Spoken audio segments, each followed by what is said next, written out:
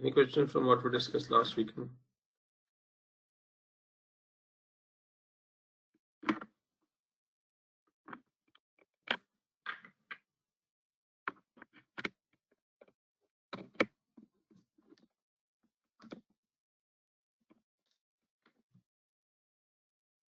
Hello, am I audible?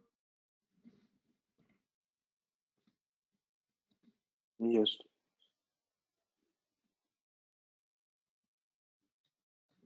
Okay, so in case no question, so let's start with the next topic.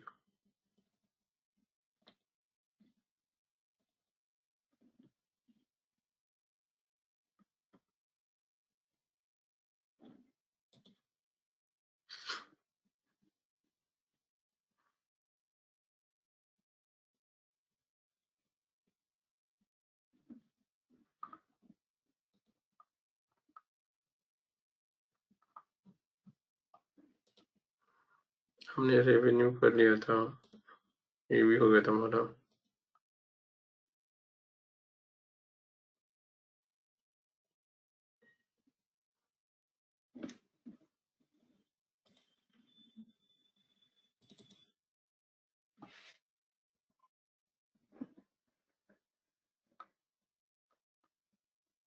Yeah. So we were discussing these two methods of depreciation, straight line and diminishing. और मैंने depreciation schedule बना दिया था.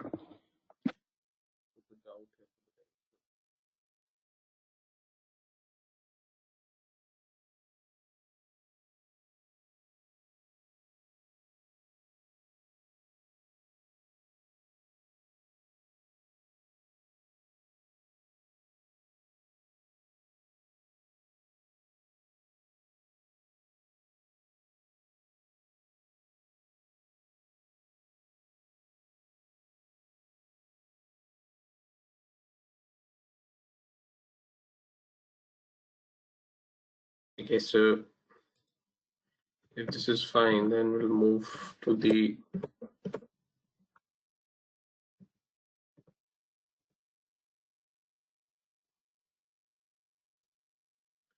next capex modeling.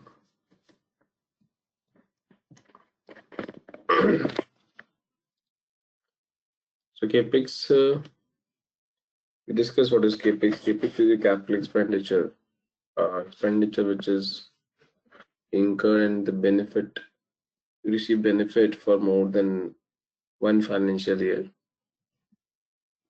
And this capex is dependent on primarily two things. One is a future view. So, for example, if you're expecting economy to grow, if you're expecting your industry to grow and your company to grow, then you're positive about the future, which means you're expecting more demand will come to you or for your product in the future. Hence, you're positive about the future. Now, so which means it makes sense for you to start expanding your business, start putting more capex. Either is if your view is the demand will go down because of whatever reason, then you're not positive about the future and definitely will not increase the expand. You will not expand your business. You will not increase the capex. Okay, probably you will start reducing if required. So hence the quantum of the forecast of the capex is dependent upon first the future view. Without the and then second is the availability of funds.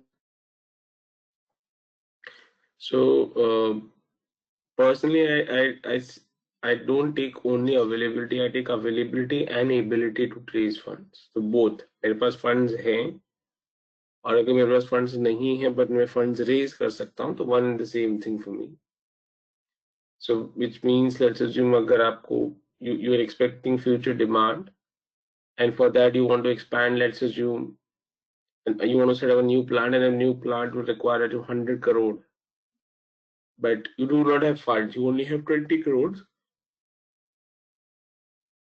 or you only have an ability to raise 20 crores, then your capex will not be 100 crores, will be dependent on how much you can raise, which is 20 crores in this example. So in spite of the fact you have future view, but still you will be able to not increase the capex.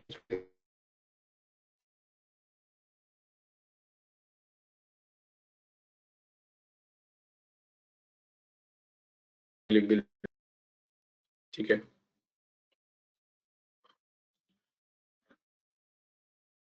which is the same here. So when you're expecting your sales to go up, you will increase the capex to meet the future sales. And when you're expecting your future sales to go down, you probably will decrease your capex.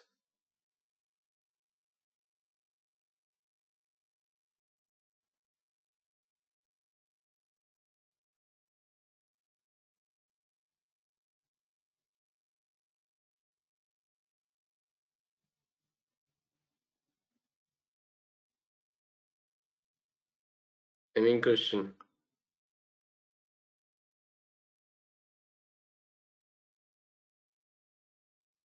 Sir, you have given one example of machinery. Can you give another example? For? So for capital expenditure, for capex. So suppose you build a new production facility, आपने कुछ नए production के लिए premises build किया है, तो वो same logic will apply there also. Any fixed asset, machine, land, building will have the same concept. Okay. But it must be beyond 1 year. Beyond 1 year होगा तभी fixed asset होगा ना. Okay.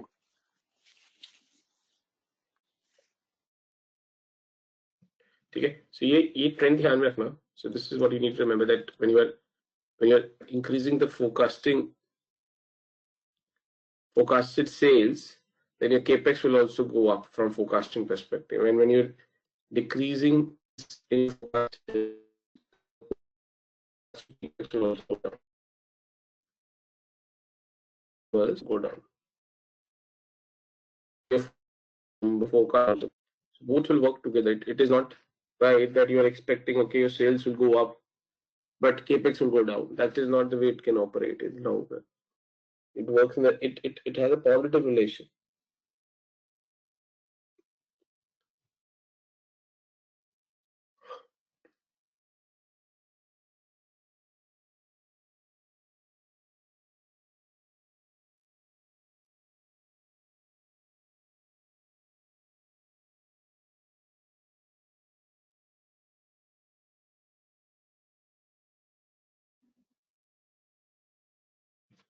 Any questions on this?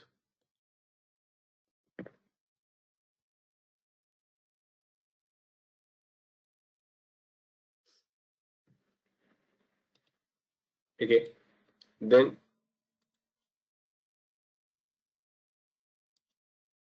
what is your capex? दो type के capex होते हैं. One is your maintenance capex, one is your growth capex. What do I mean by maintenance capex? Maintenance capex is your depreciation. So which means अगर आपका asset 100 rupees का है, beginning of the year का आपने production किया, तो at the end of the year उसकी value, because your machine will go through wear and tear, उसकी value हो सकता है 90 rupees हो जाए. ठीक है, ऐसी नेक्स्ट ईयर 80 years हो जाए, 80 रुपीज हो जाए. अगर आपको सेम कैपेसिटी प्रोड्यूस करनी है, same capacity, not the growth, same capacity produce करनी है, तो आपको वो डेप्रिसिएशन जो वियर एंड टियर हुआ उसको कम मशीन को मेंटेन करना पड़ेगा, and that is called as maintenance capex, which is depreciation. Any doubt in this point? Maintenance capex is depreciation. This is not to increase the production, but it is to have the same level of production. Same level of production के लिए I need to ensure that the asset doesn't go to wear and tear. Hence, because it is going through wear and tear, I need to replenish that to that amount, and that is called as maintenance capex.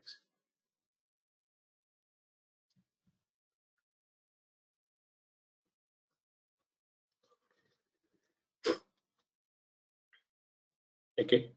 The next is growth capex. So growth capex is to increase the production. So let's assume if I'm producing 100 units, okay, and the old machinery has now become a scrap, and I buy a new machinery.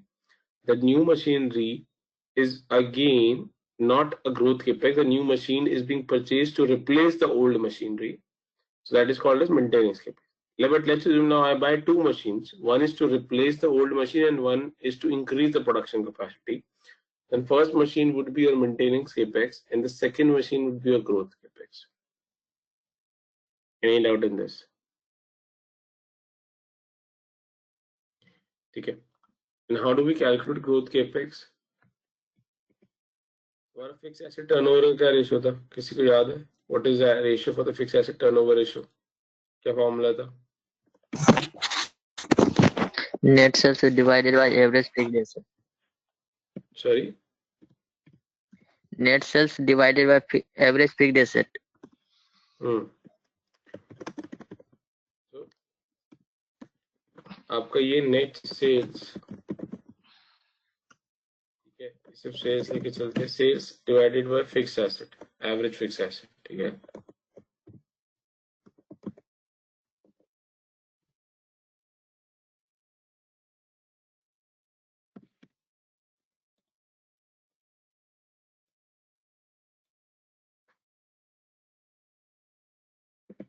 Now, if this is 2 upon 1, what does this mean? This means for every 1 rupee invested into fixed asset,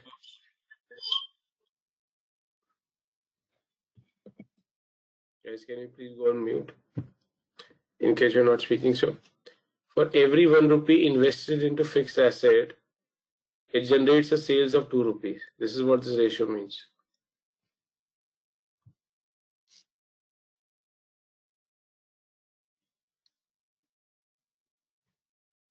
Okay. For every 1 rupee invested in fixed asset, the company generates the sales of 2 rupees.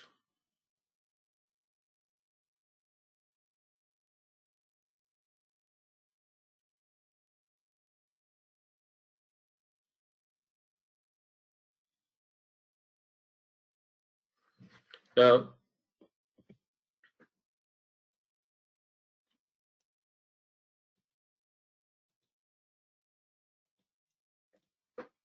growth capex कैसे निकालते हैं? So suppose my sales for 2020 is 100 unit, 100 rupees. For 2021, ये forecasted numbers हैं. So suppose is 140. So change in sales कितना है?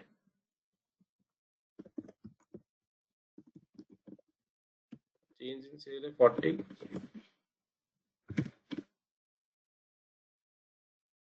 ठीक है. अब एक बात बताओ, अगर ये मेरा 2/1 था, यानी 1 रुपए की इन्वेस्टमेंट से 2 रुपए का सेल जनरेट होता है,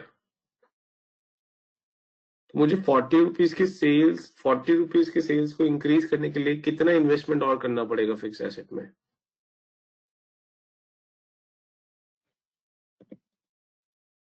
So my growth capex is equal to change in sale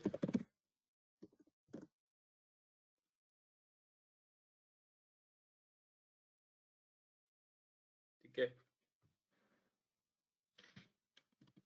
divided by fixed asset turnover ratio.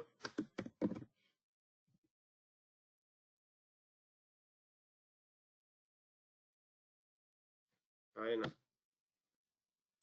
So what does this mean? अगर इसके नीचे मैं 2/1 करूं,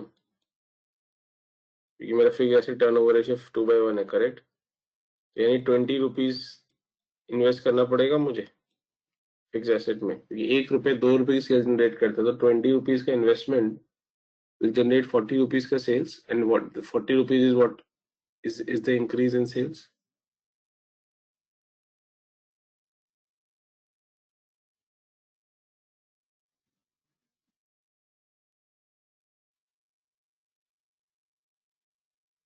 Is this clear?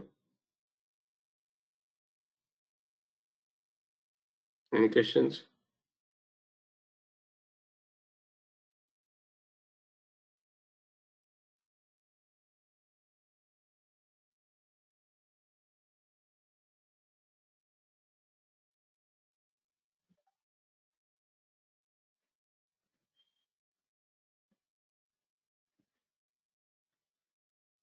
Okay, this is what is mentioned on this slide. ठीक है, तो इसमें एक एडजस्टमेंट है, ये मल्टीप्लाई नहीं है, डिवाइड है, तो इसको ठीक कर लीजिए आप लोग, डिवाइड है.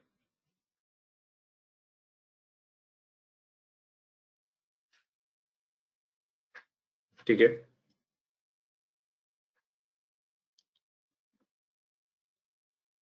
Any question before we wrap this up? Is capex modeling the clear? Any questions or doubt?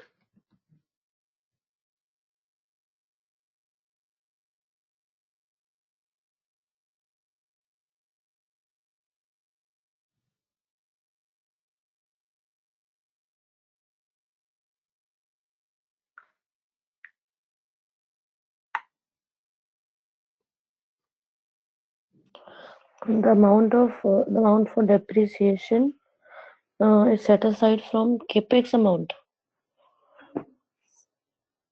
दोबारा बोलो.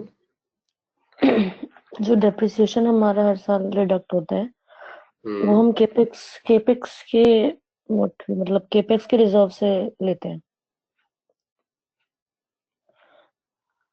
नहीं, ऐसा कहाँ बोला मैंने. मतलब मेंटेनेंस capex है जैसे. मैंने तो मेंटेनेंस केपेक्स जो है वो मैथमेटिकली कितना होता है is equal to depreciation. Okay, and the other amount invested in the wear and tear of the assets. Correct correct. Yeah.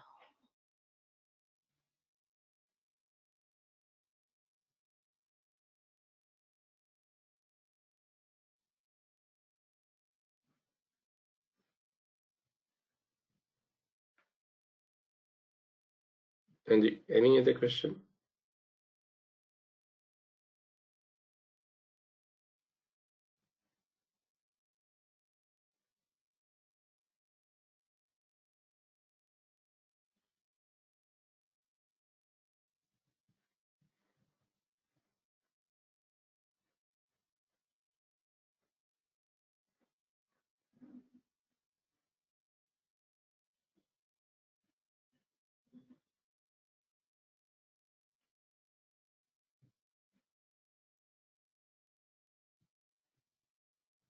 Okay, so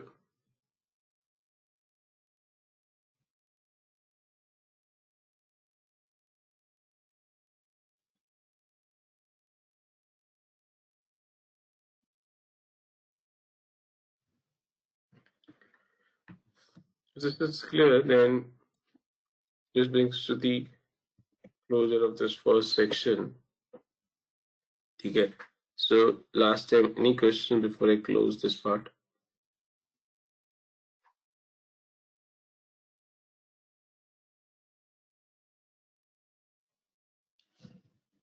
Okay, so in this part, what we've done revenue modeling, we've done OPEX modeling, we've done depreciation, we've done debt, we've done capex.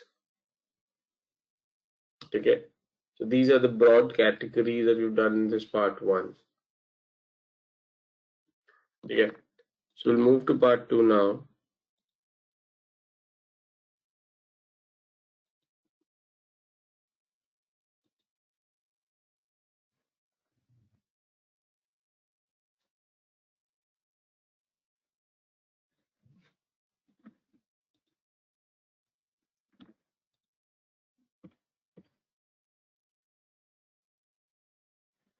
So now sources of funds जो हमने बात की capex का वो कहाँ से आता है फंडिंग कहाँ से आता है so the funding primarily happens through three categories it could be equity which is owners fund and owners fund कहाँ से हो सकता है it could be internal is your retained earnings or external is your IPO or FPO you go out in the market and raise from new shareholders. Second is your borrowed funds. You can go and take a loan from the bank or any other lending institution. The hybrid is nothing but a combination of equity or debt. So, for example, convertible debentures होते हैं, ठीक है? So वो hybrid होते हैं, which means it's has some features of equity, some features of debt. So those are called as hybrids.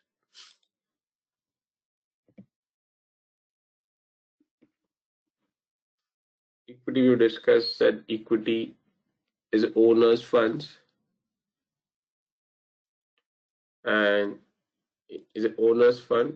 It represents higher risk. सबसे ज़्यादा high risk ज़्यादा होता है. We've discussed this that equity in terms of risk is at the top vis-a-vis debt.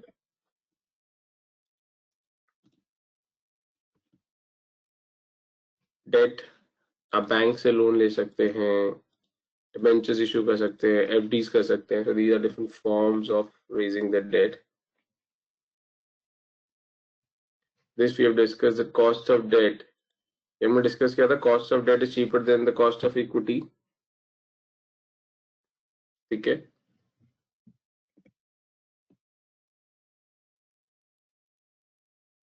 Then short term, long term, hybrid we've discussed. Now this is important. So debt is a double-edged sword. So ये भी हमने discuss किया था, but I'll repeat this part. Now, what does this mean? So, for example,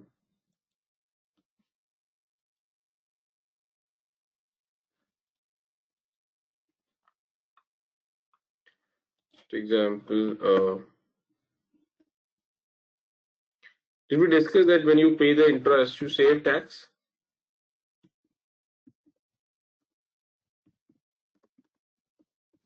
Yes, sir. ठीक है. Yes. ये हमने discuss किया था when you pay interest, you save tax. So that's an advantage.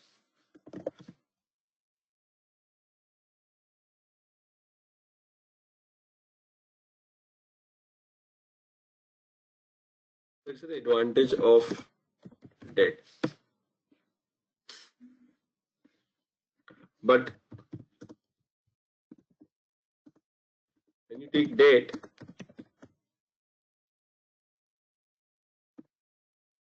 you also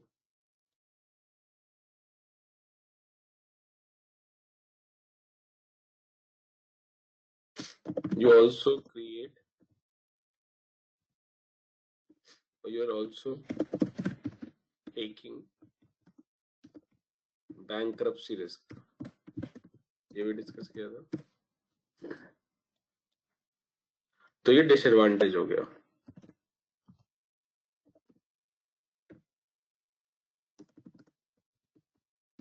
Out किसी को. So what I want to summarize here that we've discussed these two parts separately. I'm just trying to bring this together. So one is when you take a loan and you pay interest, you save some tax. Second is when you take loan, because of loan you have to repay EMI. You have to pay EMIs, which means repayment of the principal and the payment of the interest. So that creates a fixed obligation on you, which means you have to pay a defined amount on defined period. Whether you have profit or not, you have to pay. If you don't pay, it's a bankruptcy risk. The lender can take you to the court. So that is a risk. That is a disadvantage of taking the loan. So one is the advantage and one is a disadvantage. So what happens if to exploit this advantage, if you increase too much of debt to save too much of tax, then you are exposing yourself to this risk. ये risk बढ़ जाता है. तो आपको इन दोनों के बीच में balance करना पड़ता है. So that is why it's called a double-edged sword, because both sides पे edges है, sharp edges है, आपको cut लग सकता है if you go on the extreme side. So hence you need to be in between of those two edges so that you don't get hit. That's the way they try to explain a double-edged sword. Any questions?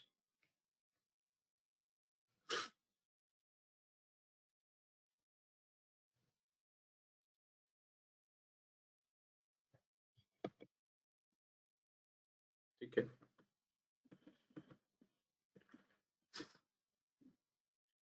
Now थोड़ा सा date schedule के बारे में discuss करते हैं.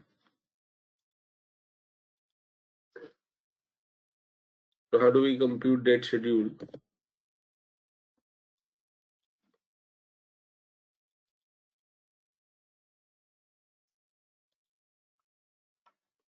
देखिए इसी में समझाता हूँ आपको.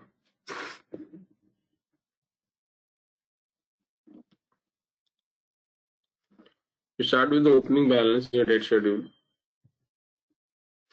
Opening balance क्या है? पिछले साल का closing balance. Now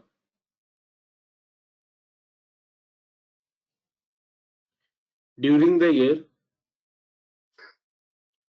either you will repay the loan. So let's assume 100 rupees was the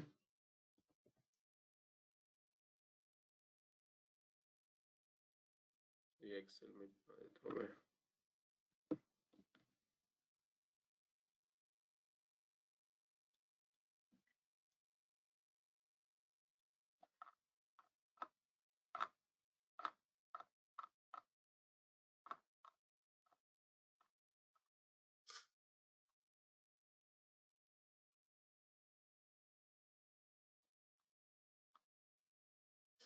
हाँ जी ये देखिए.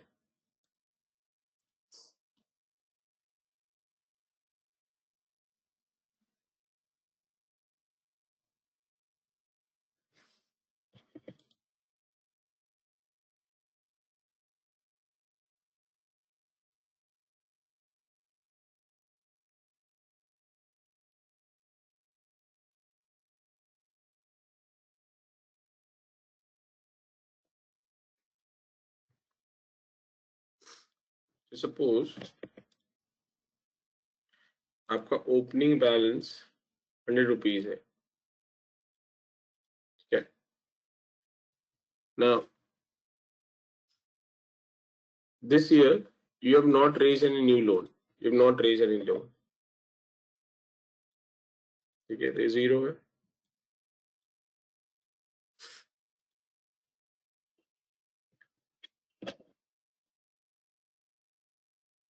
ठीक है. Now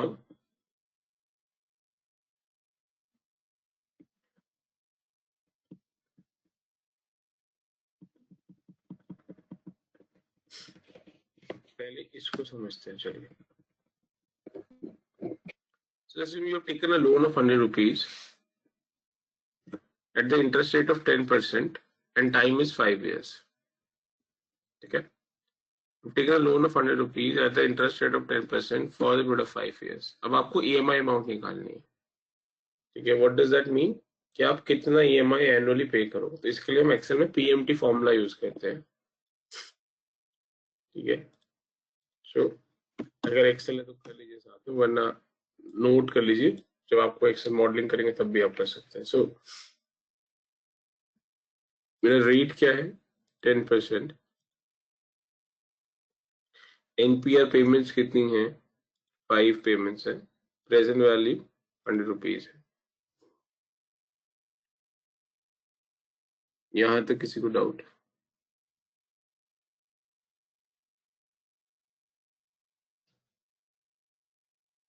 So this will give me EMI amount.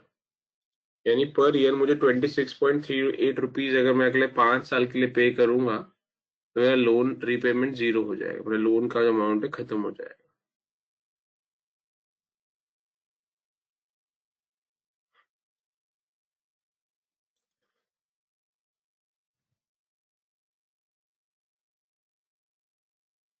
ठीक है। सो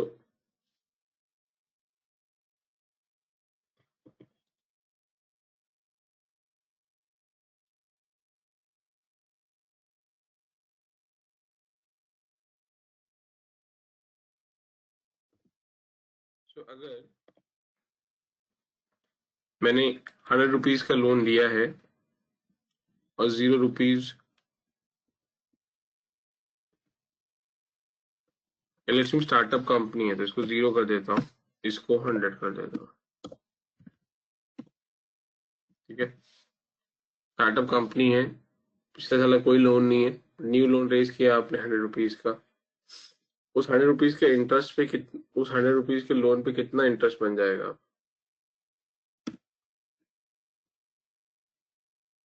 दिस इनटू 10%, 10 रुपीज का इंटरेस्ट हो गया। और आप कितना ईएमआई पे कर रहे हो? 26.38 ईएमआई पे कर रहे हो। ठीक है, ये यहां से आया। तो 26.38 अगर आपने टोटल ईएमआई पे किया है जिसमें से 10 रुपीज इंटरेस्ट है, उसमें से प्रिंसिपल पोर्शन कितना होगा? 16.38।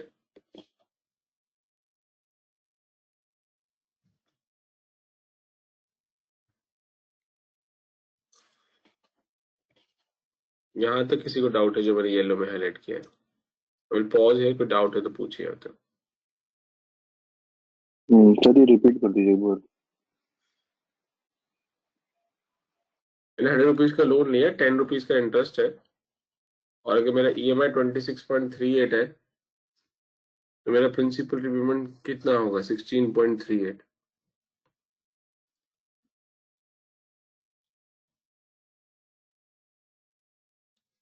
क्योंकि ईएमआई जो होता है वो इंटरेस्ट और प्रिंसिपल का टोटल होता है, इंटरेस्ट एंड प्रिंसिपल पेमेंट का टोटल होता है।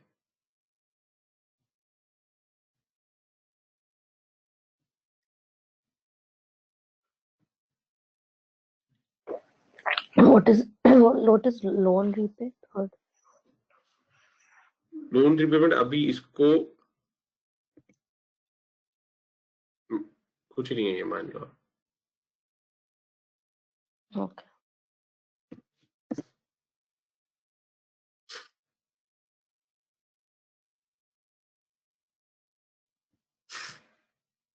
ठीक है, सो मेरा क्लोजिंग बैलेंस क्या होगा? My closing balance would be,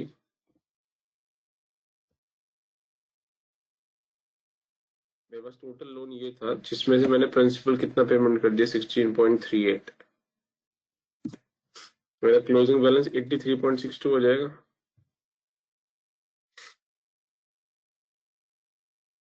ठीक है, यहाँ तक किसी को कोई डाउट होगा?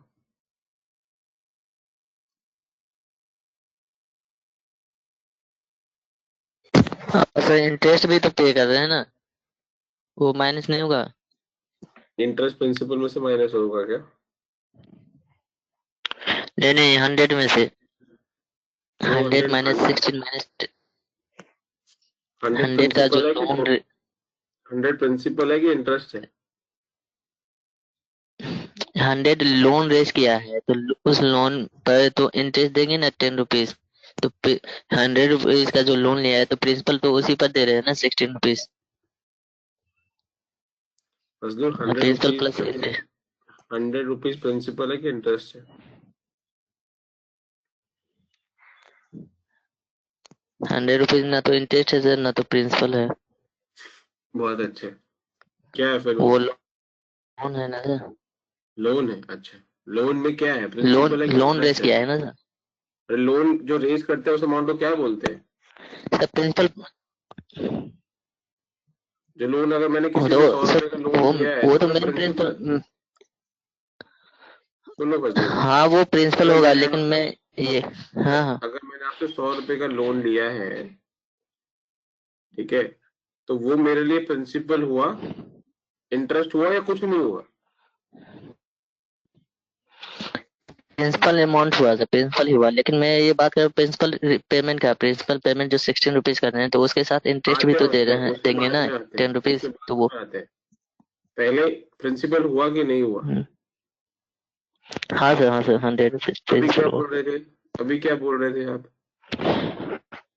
सर बोल रहा मैं ये समझ रहा था कि प्रिंसिपल है, प्रिंसिपल इंटरेस्ट है। पेमेंट, अरे हाँ ना प्रिंसिपल फजलू, पेमेंट के बारे स्टेप में बाय आप बोल रहे स्टेप, स्टेप बाय स्टेप चलते हैं ना। ये 100 रुपये प्रिंसिपल है कि हैं। नहीं? है सर, है। अभी मना क्यों कर रहे थे फिर?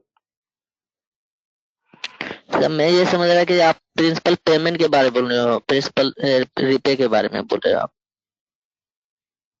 इसलिए कंफ्यूजन हो रहा था। अभी ये जो 26.38 है, उसमें प्रिंसिपल का पोर्शन कितना है? प्रिंसिपल 16 तो हमने रुपीज। पे, और 10 रुपीज इंटरेस्ट है। तो अगर मैंने जैसे 100 रुपये लिया है, तो मुझे तुझे क्या रीपेमेंट करना होता है?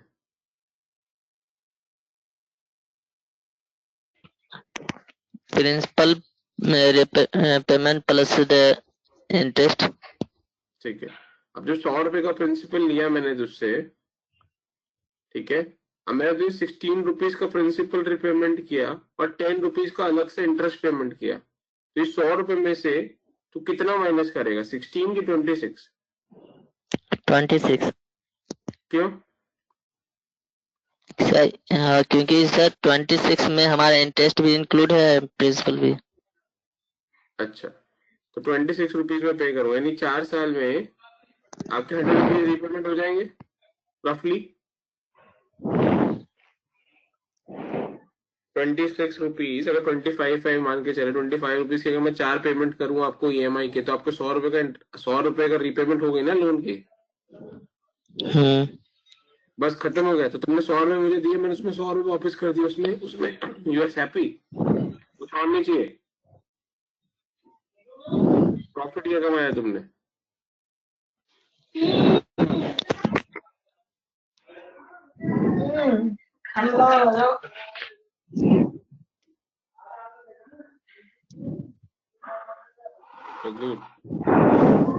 तुमने मुझे 100 रुपीज लोन दिया, मैंने तुम्हें हर साल 25 रुपीज पे किए। इस 25 रुपीज में 10 रुपीज इंटरेस्ट है और 15 रुपीज प्रिंसिपल है। मैंने हर साल तुम्हें 25 रुपीज दिए 4 साल तक। हो गया ना लोन रिपेमेंट? Yes sir. तो तू खुश है? वैसा लोन दे देगा?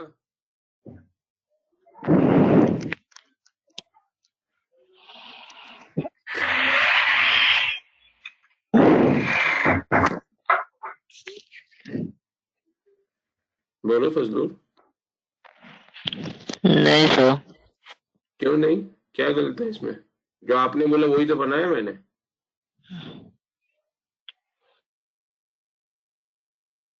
क्या इशू है इसमें? आप ही ने कहा ना कि इंटरेस्ट को भी माइनस करो, मैंने कर दिया इंटरेस्ट को माइनस।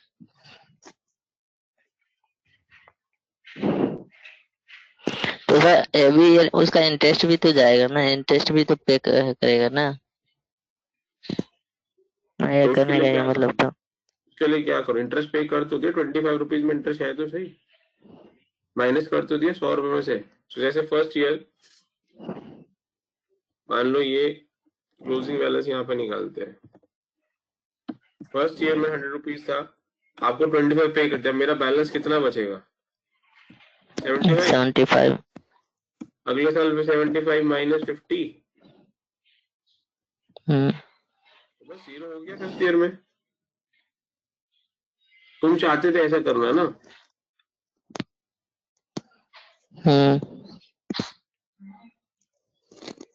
समझ आई क्या गलत बोल रहे हो तुम?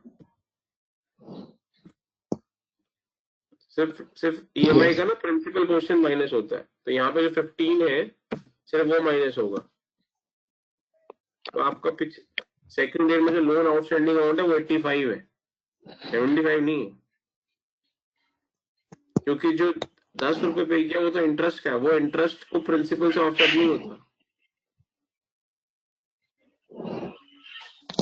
हाँ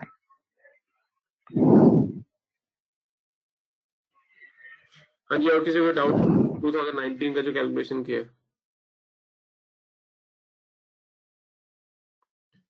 सो नेक्स्ट ईयर, इस ईयर का क्लोजिंग बैलेंस, इस ईयर का क्लोजिंग बैलेंस नेक्स्ट ईयर का ओपनिंग बैलेंस बन गया।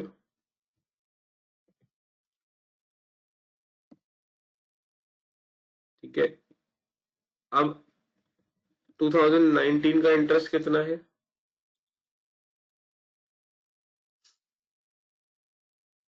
ठीक है, अब 83.62 पे 10% लगा,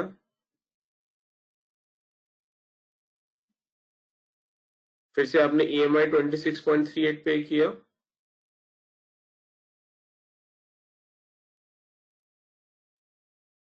अब उसके ब्रेकअप में 18.2 is a principal repayment and closing balance is this.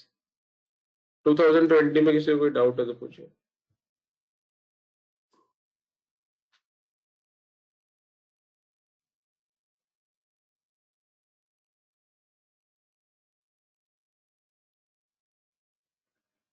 If you are excel and you draw parallelly, इसको प्रिपेयर करना चाहते हैं तो कर लीजिए, I can give you time. Do you want to do this parallelly?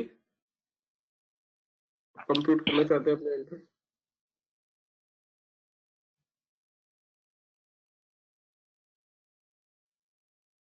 नहीं, yes और no? I don't have laptop right now, so चलिए ठीक है फिर। अच्छा, ये consecutive years में इंटरेस्ट का अमाउंट कम होता रहता है एंड प्रिंसिपल का बढ़ता रहता है, हाँ ऑफ ऐसा कोर्स, कुछ होता है लॉजिक? हाँ ऐसा ही होता है, क्योंकि आपका EMI तो कांस्टेंट है ना, ये देखो, जो EMI है वो कांस्टेंट है, और जो आपका ओपनिंग बैलेंस है वो गिरता जा रहा है, डिक्रीज हो रहा है, और आपका जो इंटरेस्ट चार्ज होता है वो ओपनिंग बैलेंस पे चार्ज होता है। तो जैसे जैसे आपका बैलेंस नीचे जा रहा है, क्योंकि आपका लोन का बैलेंस नीचे जा रहा है, इसको रिड्यूसिंग लोन बैलेंस बोलते हैं। अगर आपने सुना हो, जनरली बैंकिंग टर्मिनोलॉजी में बोलते हैं interest will be charge on reducing balance. इसका मतलब आपका बैलेंस जैसे जैसे नीचे होता जाएगा आपका इंटरेस्ट भी कम होता जाएगा, बिकॉज आपका इंटरेस्ट कम होता जा रहा है, EMI अमाउंट तो सेम ही है, तो उसमें जो प्रिंसिपल रिपेमेंट है वो अमाउंट बढ़ता जाता है।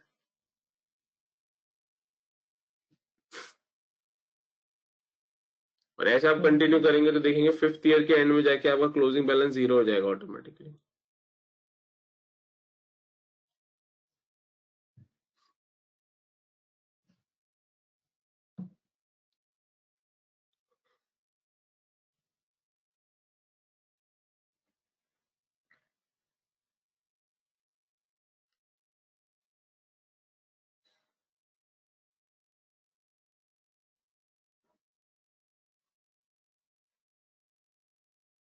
Any question?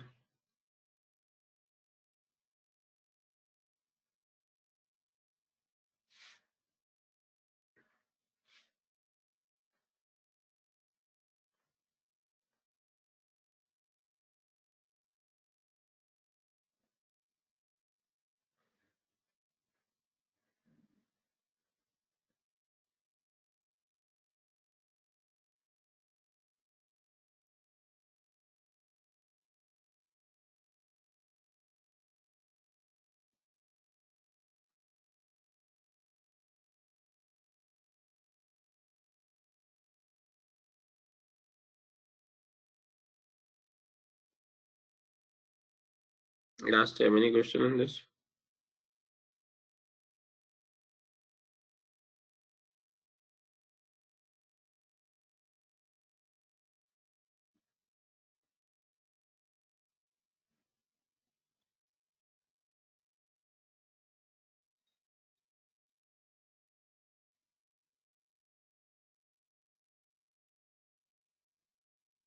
चलिए,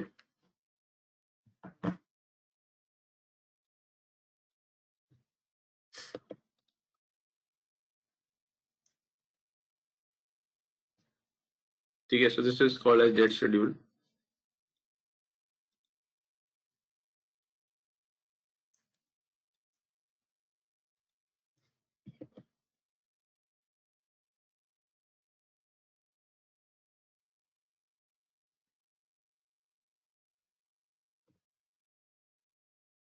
मैंने आपको फॉर्मूला करा दिया है रीपेमेंट का, इसको पीएमटी फॉर्मूला बोलते हैं। जब एक्सेल में हमने फॉर्मूला करा ये वाला,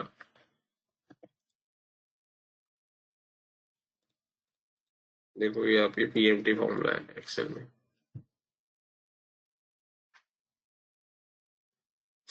ठीक है, जब हमने एक्सेल करा था तो I told you that some of the formulas will discuss when we discuss in the modelling and forecasting, so ये वन ऑफ दोस है।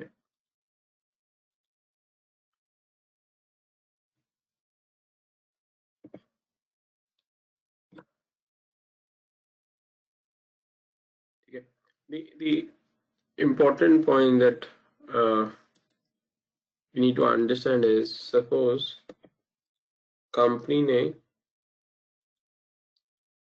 थर्ड ईयर में लेट्स से एक नया लोन रेज किया है, कंपनी ने एक और लोन रेज किया है 200 रुपीज का।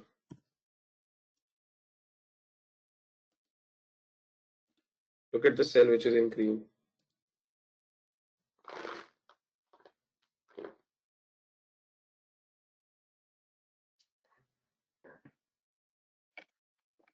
ठीक है, so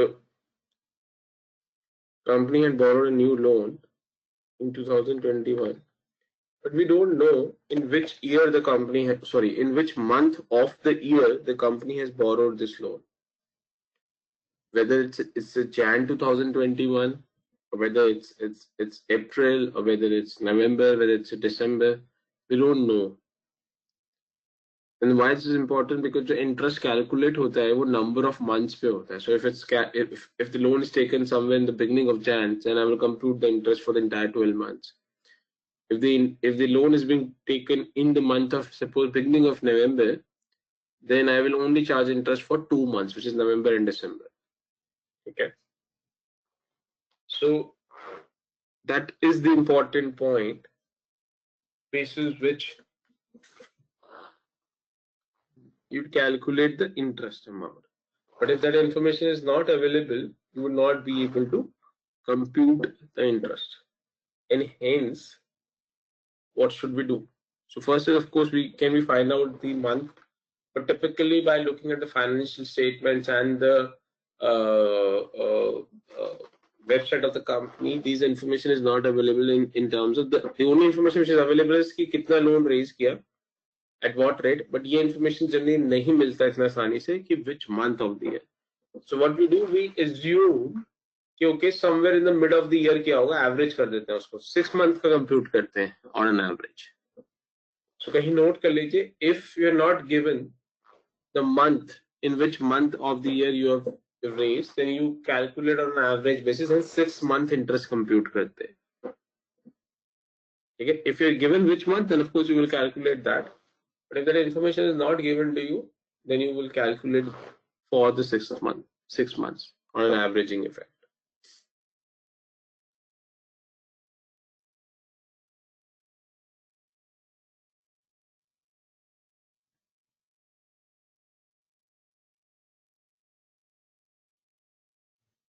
ठीक है, any questions? इसको सर इंटरेस्ट कैलकुलेट कैसे करेंगे? अगर हम 6 मंथ का 200 के हिसाब से ले रहे हैं, 65.60 का 10% हुआ, तो इंटरेस्ट क्या आएगा इसको? डिवाइड बाय 2 हो जाएगा ना। इंटरेस्ट का फॉर्मूला क्या होता है? इंटरेस्ट का formula P into R into T होता है, correct? So interest is equal to P into R into T। तो यहाँ पे प्रिंसिपल मान लो आपका 200 रुपए है, तो 200 रुपए प्रिंसिपल हो गया, R आपका 10% है, ठीक है, और टाइम क्या है, 6 मंथ कह रहे हैं, तो 6/12 हो जाएगा, विच इज 1/2। ओके, इन तीनों को मल्टीप्लाई करेंगे तो आंसर आएगा। और 65 का जो स्लाइड्स में लिखा हुआ है, स्लाइड में ये लिखा हुआ है 6/12 की जगह स्लाइड में 1/2 लिखा हुआ है, एक ही बात है। 65 का सर वही रहेगा 6.5। क्या 65? ये जो क्लोजिंग बैलेंस था सर, ओपनिंग बैलेंस बच गया 65 का, उसके बाद 200 प्लस होगा ना उसमें सर, 265 होगा ना फिर? नहीं, उस 65 पे पूरा 10% लगेगा। ये 65 तो ओपनिंग बैलेंस है ना, तो वो तो पूरे 12 महीने के लिए, सिर्फ 200 रुपए में 6 मंथ का लगेगा, 65 पे पूरे 12 महीने का लगेगा। तो हम तो ठीक है अलग सर, अलग ठीक इंटरेस्ट है, कैलकुलेट करेंगे। ओके। ये पॉइंट सबको क्लियर है? ओपनिंग बैलेंस पे पूरा 12 मंथ्स लगेगा, न्यू लोन रेट पे 6 मंथ का लगेगा। सर ये जो न्यू लोन रेज किया गया है 2021 में, तो इसका तो फिर अलग से इंटरेस्ट पे करना पड़ेगा। अलग इंटरेस्ट रेट भी हो सकता है, सेम भी हो सकता है। How does it make a difference? जो भी इंटरेस्ट रेट होगा 200 रुपीज का वो होगा, चाहे 10% हो चाहे 12% हो। हाँ 10 सेम ही है, अगर 10% हो इंटरेस्ट रेट तो उसका तो इस पर 200 पर अलग से ही देना पड़ेगा ना। ये हाँ अलग सिक्स से रुपीज करना में तो पड़ेगा। इंक्लूड, ये 6 रुपीज तो ओनली 65 का है। करेक्ट करेक्ट, अभी तो 200 मैंने अभी पंच किया है, कैलकुलेट होना किया नीचे का, तो ये हाँ, 6.5 जो है वो 6 से 65 का 200 का अलग से कैलकुलेट होगा। जैसे जो फॉर्मूला मैंने लिखा है ना, ये वाला जो अभी मैंने ऑरेंज में हाईलाइट किया स्क्रीन पे, इस फॉर्मूले से 200 का कैलकुलेट होगा। हाँ, ऐसा।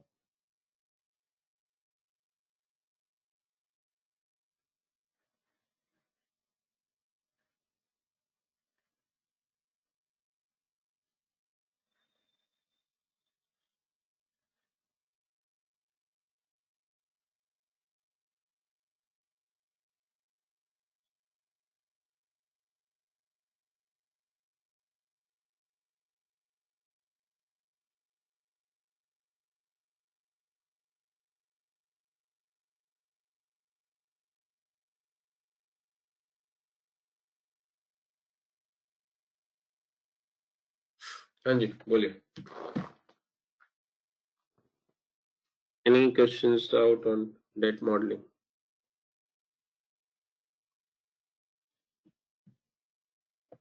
So this is what you will see in this formula. Similarly, जैसे अभी हमने हमने क्या किया, हमने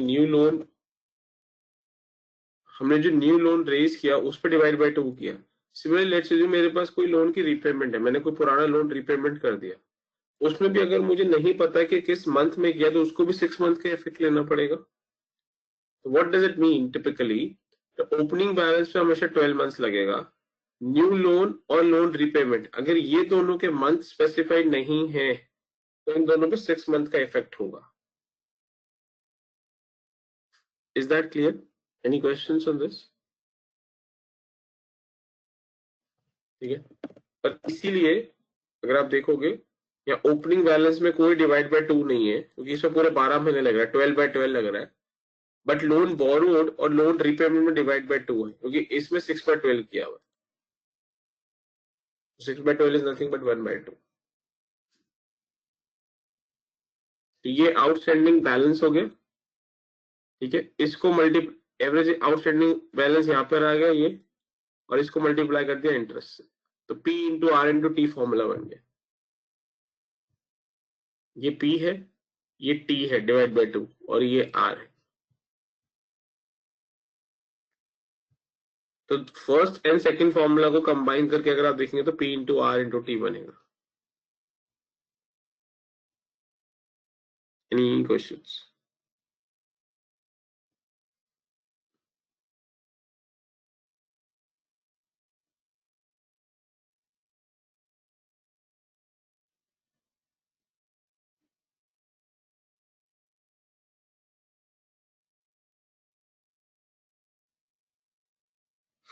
ठीक है,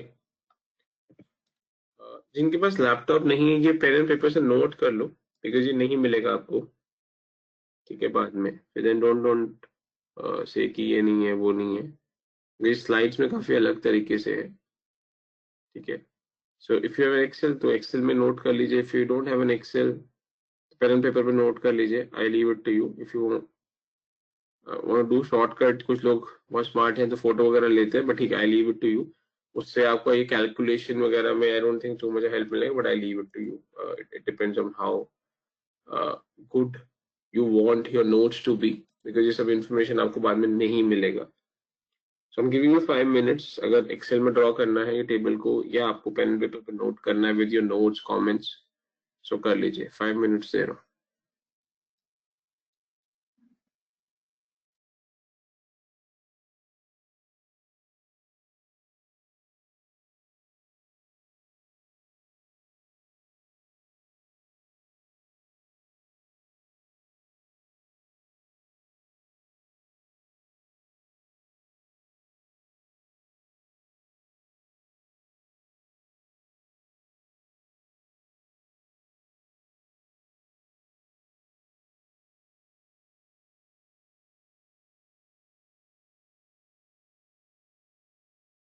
तो जो आप ये नोट करेंगे उसमें ये जीरो वाला करिए, पहले ये वाला नोट करिए आप, जिसमें जीरो आएगा ना answer. No new loan only simple वाला फर्स्ट, ये नोट करिए पहले।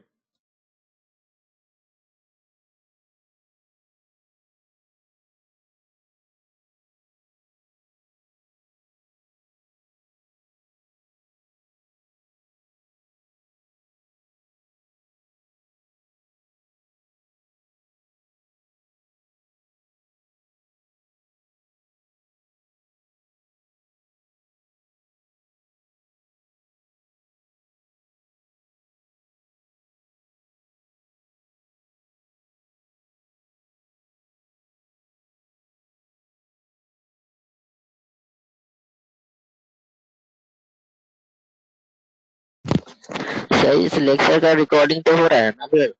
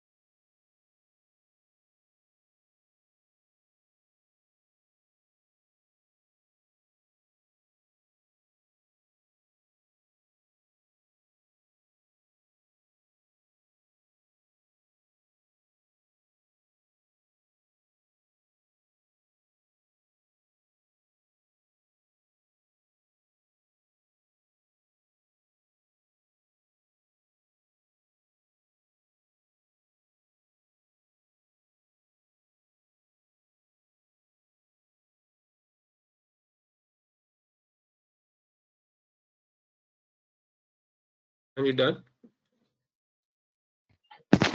Hello sir. हम्म।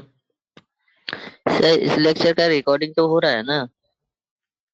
आपको बोला नोट कर लो, ठीक है? ये टेबल अब रिकॉर्डिंग हो रहा है नहीं हो रहा मुझे नहीं पता, इस टेबल को नोट कर लो। किसी रीजन मैं से कर ही बोला ना रहा हूँ। आपको? हाँ बस।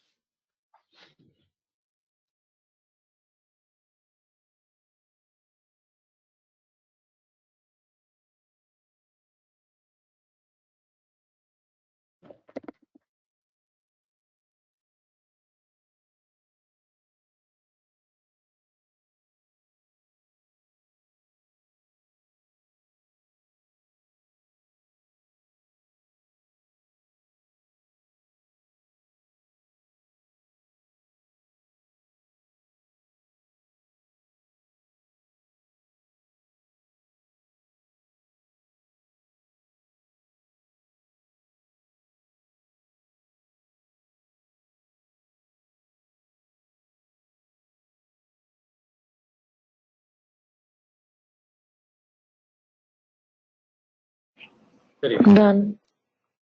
ओके, सो ना ये हो गया हमारा loan boring. Coming to the next is working capital modelling. Working capital is again to certain extent is part of the loan, but it's just on the current liability side. So for example, your loan or debt, जो भी हमने discuss किया, that's on long-term liability. The another portion is the short-term liability. When you go and raise short-term kind of an credit in the market. So I am Sorry, willing to. I have a question in loan repayment. बोलो. जो हमने loan repay, आपने जैसे बोला कि अगर हम in case we have repaid any old loan, तो वो ओपनिंग बैलेंस में नहीं आएगा फर्स्ट ईयर के? ओपनिंग बैलेंस फर्स्ट ईयर के कोई ओल्ड लोन है? I didn't understand. हाँ, ओल्ड लोन है. सो लेट्स अज्यूम जैसे 2020 में आपका 83.62 का बैलेंस है, करेक्ट?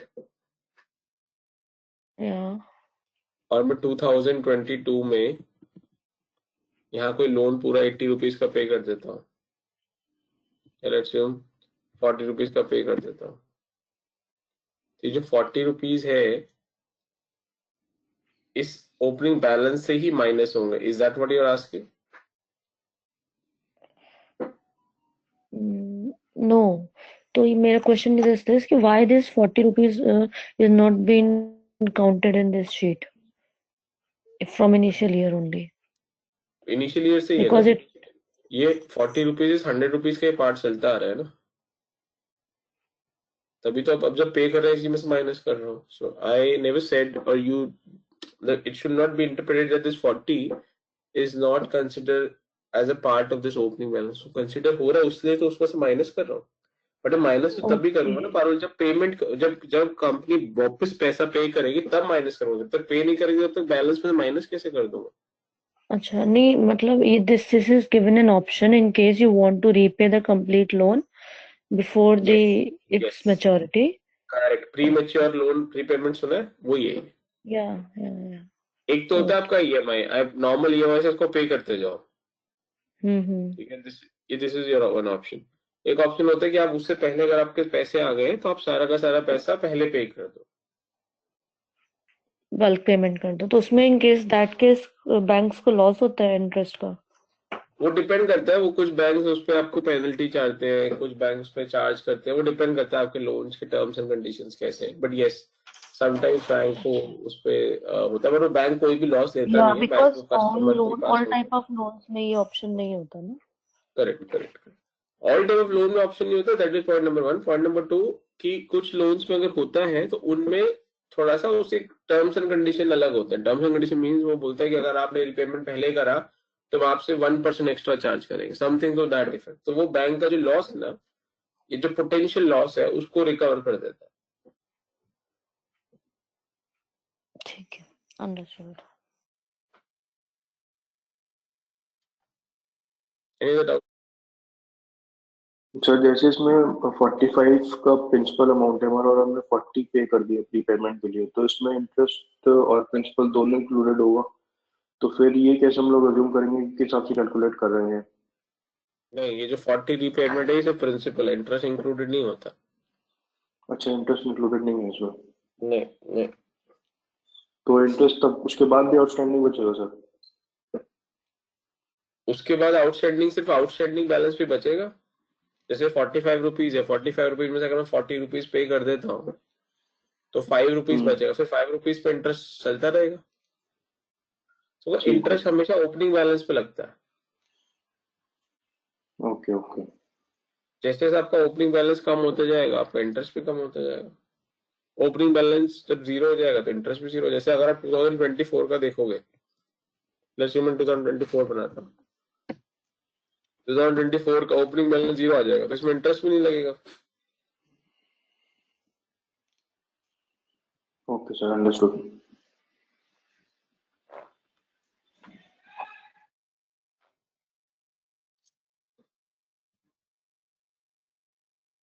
आप लोग ये क्वेश्चन लिखे, मैं आपको एक दो, let me give you one और टू क्वेश्चंस. आप इसको एक बार ट्राई करना घर पे, बिकॉज ये थोड़ा सा इंपॉर्टेंट है डेट मॉडलिंग का piece. Now what I am realizing कि शायद थोड़ा सा आपको प्रैक्टिस या वर्क करने की जरूरत है. तो एक दो क्वेश्चंस लिख लो, घर पे ट्राई करना. We can look at this tomorrow. अगर आपका डाउट हो तो लिखिए, दो क्वेश्चंस लिखिए.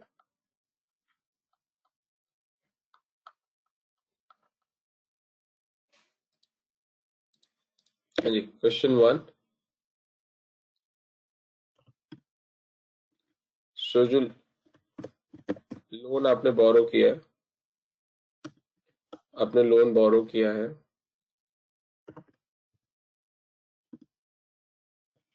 सो आपका जो ओपनिंग बैलेंस था लोन का वो 0 था. So it's like a startup. New loan raised.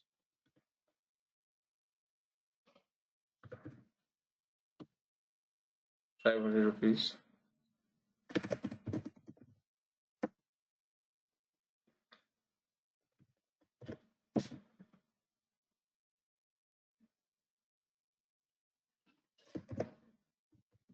Time है 6 years है. जो EMI पे करनी है वो annually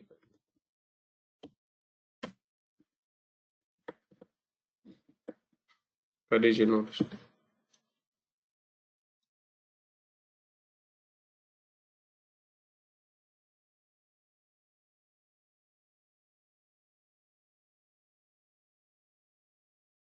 Try now or should I give this to you for practice? Sir, for practice. Homework. Okay.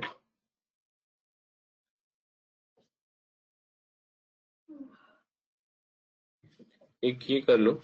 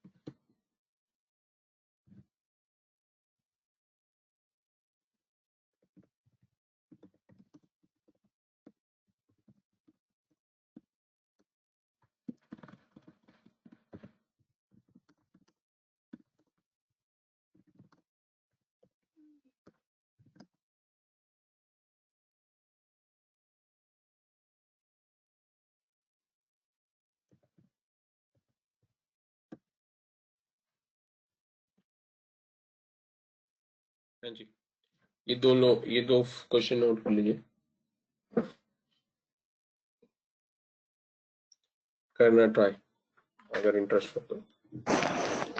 ये इंटरेस्ट रेट कौन सा किसका है? 1 का है, 2 का. हर चीज जहाँ 1 लिखी है वो 1 का है, 2 का 2 का.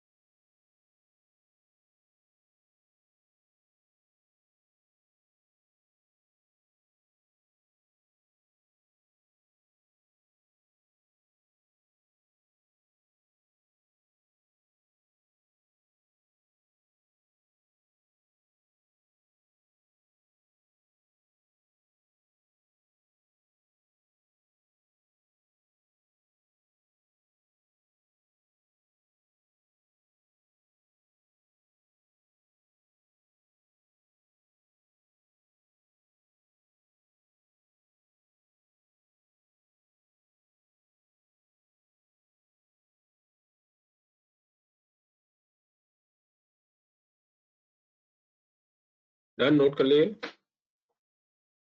Yes. हेलो सर, हाँ फजूल।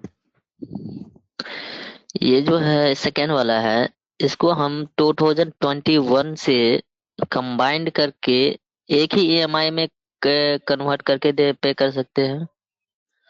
जैसे कि ओपनिंग बैलेंस 2000, ओपनिंग बैलेंस 1000 है, और सेकेंड लोन जो है 250, 2021 में इन दोनों का एवरेज निकाल लें, और फिर इंटरेस्ट रेट का भी एवरेज निकाल लें।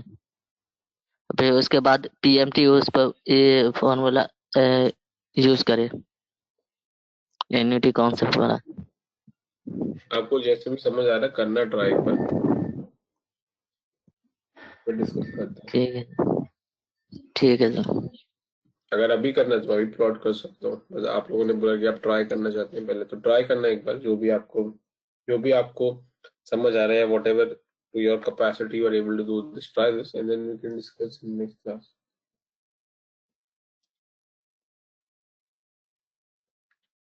Anything else in this questions?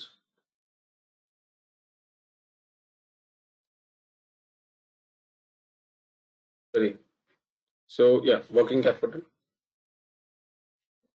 So what is working capital? Working capital is short-term capital required to run your short-term business, or sorry, not short-term business, capital required for running your day-to-day business.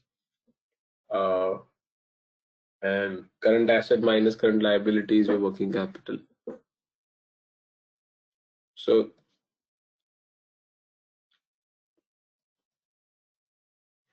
इसका modelling कैसे करते हैं? So let's assume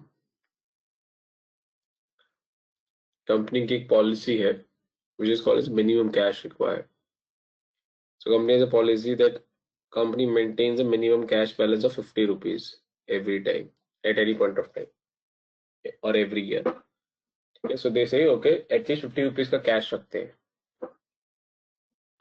Then if they maintain 50 rupees, if the policy requires 50 rupees a minimum cash, the forecasted cash balance, suppose situation A comes out to be 30 rupees. यानी उन्होंने forecast किया कि अगले साल उनके पास जो कैश होगा वो सिर्फ 30 रुपीज का होगा. Any doubt till this point?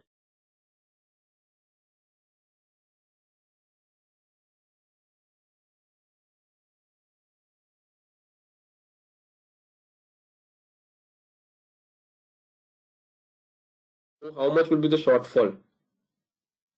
50 minus 30, next year shortage होगी 20 रुपीज की.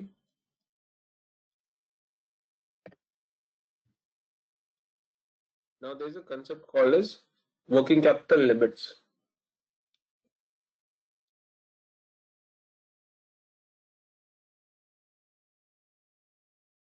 What is working capital limit? So वो working capital banks क्या करते हैं? Banks does not give you loan, does not approve the loan on a daily basis. They give you a limit like your credit card limit, and up to that amount, whenever you need funds, you can withdraw that funds. So let's चल रहा है assume, CC limit. हाँ CC limit correct. So let's assume आपकी loan की limit है 100 rupees. तो आपको shortfall 20 रुपए का है, आपको जरूरत 20 रुपए की है, बट आपकी लोन की लिमिट 100 रुपीज है. तो आप कितना विड्रॉ करोगे बैंक से? 100 की 20? 20. इसलिए फॉर्मूला में मैंने बाहर मिनिमम लगाया हुआ है. तो 100, 20 का मिनिमम बाहर 20 आएगा. यहाँ तक कोई डाउट? देख लीजिए ध्यान से, नोट करना, नोट भी करते रहिए पैरेलली. कोई डाउट यहाँ तक तो पूछिए. कोई पॉज है 30 सेकेंड्स, कोई डाउट है तो पूछिए.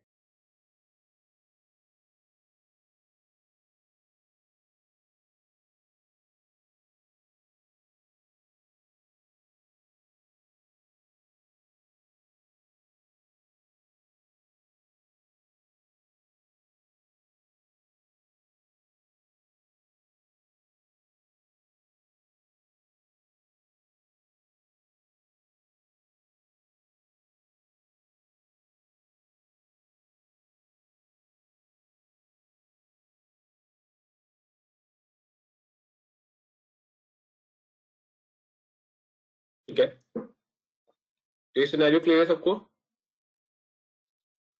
अब दूसरा सिनेरियो प्लॉट करते हैं। सपोज कंपनी का कैश रिक्वायरमेंट 50 रुपीज है और अगले साल आपने फोरकास्ट किया आपका 90 रुपीज का बैलेंस आएगा। तो एज पर दिस फॉर्मूला -40 आ जाएगा। ये ब्रैकेट को सॉल्व करो, 50 - 90।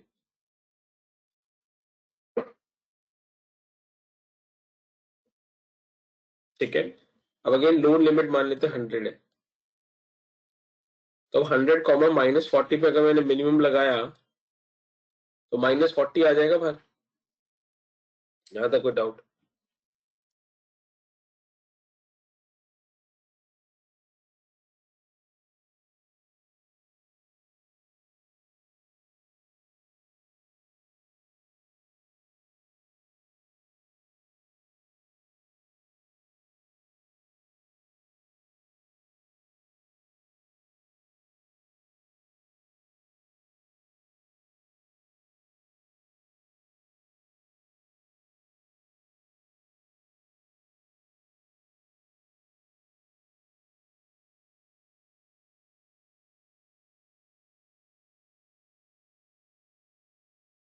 ठीक है, अब -40 तो लोन आप ले नहीं सकते। एक्चुअली टिपिकली अब आपको लोन की जरूरत भी नहीं, बिकॉज आप तो सरप्लस में। And hence to rectify this situation मैंने मैक्स और जीरो कॉम्बिनेशन किया, तो यानी क्या बचेगा, तो ये मिनिमम से बाहर -40 आएगा, तो फिर देन होगा 0,40 का मैक्स। 0,-40 में मैक्सिमम करेंगे तो 0 बाहर आ जाएगा, which means I don't need any loan from the bank for short term. That is way you compute the modelling for the working capital. ठीक है, पॉज है, कोई डाउट है तो पूछे वर्किंग कैपिटल मॉडलिंग फॉर्मूले में। दोनों सिनेरियो मैंने आपको समझाया है, मैक्स कब यूज होगा और मिन कब यूज होगा। सर ये मिनिमम कैश रिक्वायर्ड है, ये क्या चीज है? ये करंट बैलेंस है या फिर क्या चीज? कंपनी को कितना पैसे की जरूरत होती है। हाँ, most of the companies operate की हम इससे नीचे कैश को ले जाने नहीं देंगे, ये वो है।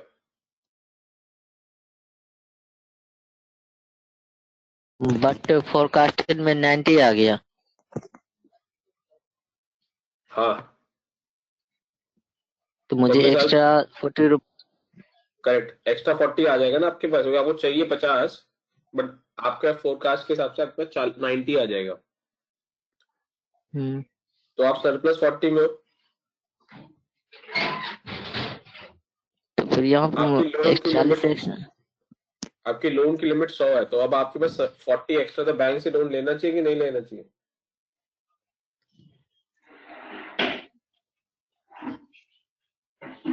बोलो, अगर आपके पास सरप्लस बट ये 40 तब बैंक से लोन लेना है कि नहीं हाँ लेना है? लेना है, बट यहाँ -40 आ रहा है, ये नहीं।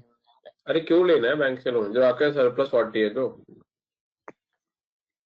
बैंक से लोन कब लेते हैं, जब पैसे की शॉर्टेज हो कि सरप्लस हो? शॉर्टेज हो तो। 40 शॉर्टेज है कि सरप्लस है? यहाँ पर शॉर्टेज है सर।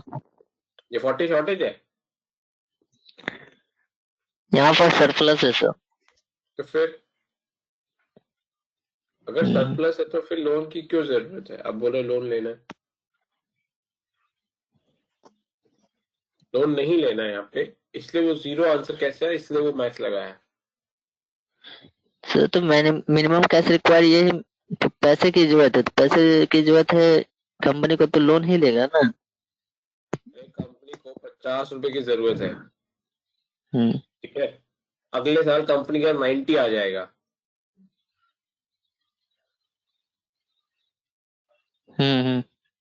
इनकम। कैश। हम्म तो अब जब हमें 50 की जरूरत है और हमारे 90 आ जाएगा, तब भी लोन की जरूरत है, नहीं नहीं। तो फिर वही सिनेरियो है ये। हाँ ठीक है, चलिए किसी और को कोई डाउट है वर्किंग कैपिटल मॉडल में?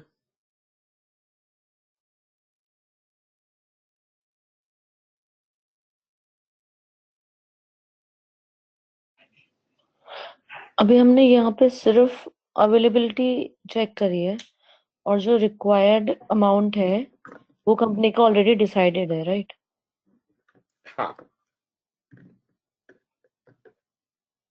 तो वो भी तो चेंज हो सकता है ना? हाँ तो चेंज होगा तो 50 चेंज होगा, तो ये कोई स्टैटिक थोड़ा ही, तो फॉर्मूला हमने ऐसे बना दिया है, इस फॉर्मूले में अगर 50 की जगह लेट्स 100 हो जाएगा तो फिर ऑटोमेटिकली लोन अमाउंट आंसर आ जाएगा।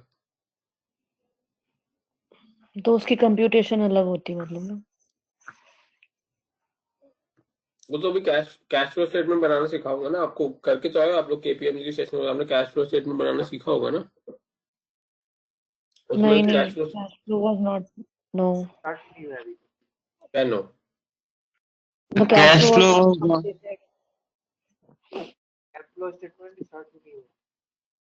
अरे कैसी बातें कर रहे हो, आपके अकाउंटिंग प्रिंसिपल्स हुए, आपके फाइनेंशियल स्टेटमेंट्स हुए, आपके रेशियोज हुए। फाइनेंशियल स्टेटमेंट नहीं हुआ है। नहीं दे, कैश फ्लो स्टेटमेंट सिखाया नहीं, कुछ नहीं सिखाया था। Cash flow cash statement flow बनाना ही नहीं सिखाया। Statement was not even introduced. तो वो आप उसने कुछ नहीं करवाया।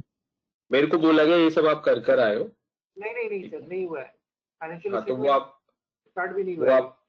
आप फिर एक बार दामनी को फीडबैक बोल देना, ठीक है। ठीक है। व्हाट हैव बीन टोल्ड, आपके जो केपीएमजी के सेशंस हुए, अकाउंटिंग प्रिंसिपल्स करे हैं आप लोगों ने, फाइनेंशियल स्टेटमेंट्स हो गया है, रेशियो हो गया, कंसोलिडेशन हो गया, ये 4 नहीं टॉपिक हुआ व्हाट सर, हैव बीन। हाँ ठीक नहीं हुआ है, सर। अरे कंसोलिडेशन कंसोलिडेशन भी नहीं हुआ है, फाइनेंशियल स्टेटमेंट भी नहीं हुआ है, और अकाउंटिंग जो हो रहा था केपीएमजी वो फिर बाद में से रिवाइज आप करते हो।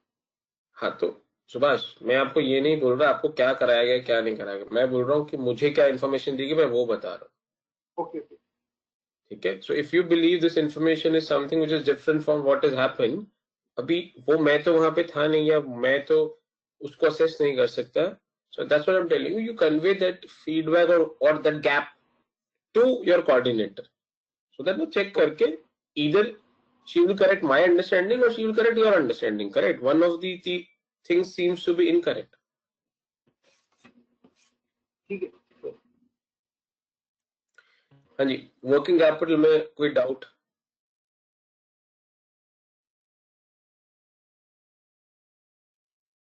सर इससे पिछले एग्जांपल में जो आपने बताया था कि हमारे पास मिनिमम कैश 50 है करेक्ट और 30 फोरकास्ट है, तो मतलब हमें 20 की करेक्ट रिक्वायरमेंट है, तो इसलिए हमने 20 लिया था बैंक से करेक्ट करेक्ट किसी। करेक्ट, ओके क्योंकि उसमें मेरे को शॉर्ट फॉल था ना मनमीत, 50 रुपए की जरूरत है बट आने वाला 30 ही है सिर्फ,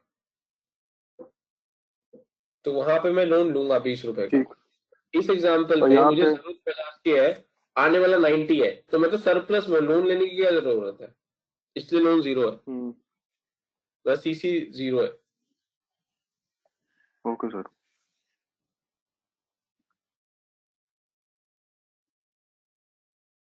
ठीक है, last time anybody else any other doubt with this completes your debt modelling both short term and long term. Long term हमने कर लिया, शॉर्ट टर्म वर्किंग कैपिटल हमने कर लिया। So before I close this out है, अच्छा sir, ये जो लोन लिमिट है, लोन लिमिट जो रहता है, मिनिमम कैश रिक्वायर्ड से हमेशा ज्यादा रहेगा या फिर करेक्ट कम? सर, ज्यादा ही रहना चाहिए आइडियली, तभी लॉजिक है, और ऐसा कोई कोई वो नहीं है कि हमेशा ज्यादा रहेगा, और आइडियली कंपनी प्रेफरेंस ज्यादा की रखती है। जैसे अगर हमारा लोन लिमिट 100 ही है और मिनिमम कैश रिक्वायर्ड 150 हो जाए और फोरकास्टेड 30 ही आ जाए, तो हमें शॉर्टेज 120 का हो रहा है। बट तब भी आप लोन से 100 ही ले पाओगे, इसलिए मैंने लोन 100 लिमिट ही में ले मिनिमम पाएंगे। लगाया। क्या क्या हम्म। बोला लास्ट में? नहीं, मैं वही कर रहा था, तो उससे उस केस में 100 ही ले पाऊंगा ना मैक्सिमम, तो वो वही हाँ, बना 100 ही ले रहा है जो बाहर मैक्सिमम है। नहीं मिनिमम। हाँ सॉरी, मिनिमम।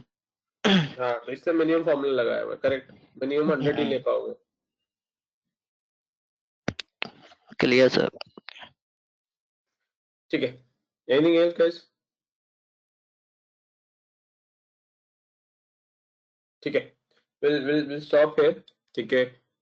इसको जो मैंने क्वेश्चंस दिए प्रैक्टिस में वो कर लेना रिवाइज, एंड जो नेक्स्ट पार्ट है will continue the next class. ठीक है, चलिए, थैंक्स, बाय।